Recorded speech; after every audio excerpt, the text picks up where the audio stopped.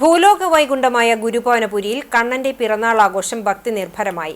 ദർശനത്തിനും പിറന്നാൾ സദ്യ കഴിക്കാനുമായി പതിനായിരങ്ങളാണ് അഷ്ടമിരോഹിണി ദിനത്തിൽ കൃഷ്ണസന്നിധിയിലേക്ക് എത്തിയത്.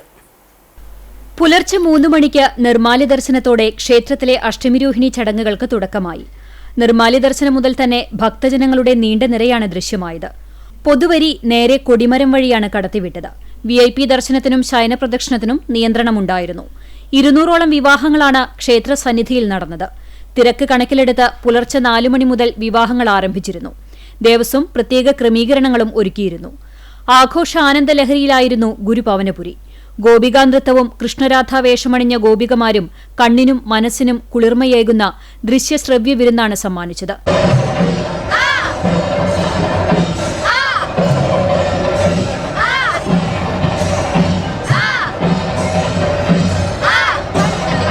ഗജകേസരികളുടെ അകമ്പടിയും നിശ്ചല ദൃശ്യങ്ങളും ആഘോഷത്തിന്റെ മാറ്റുകൂട്ടി. 40,000-ഓളം ഭക്തർക്ക് പ്രസാദഊട്ട് നൽകി.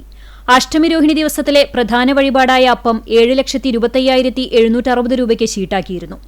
8,80,000 രൂപയുടെ പാൽപ്പായസം നിവേദിച്ചു. 3 നേരവും വിശേഷാൽ മേളത്തോടെ കാഴ്ചശീവേലിയും ഉണ്ടായി.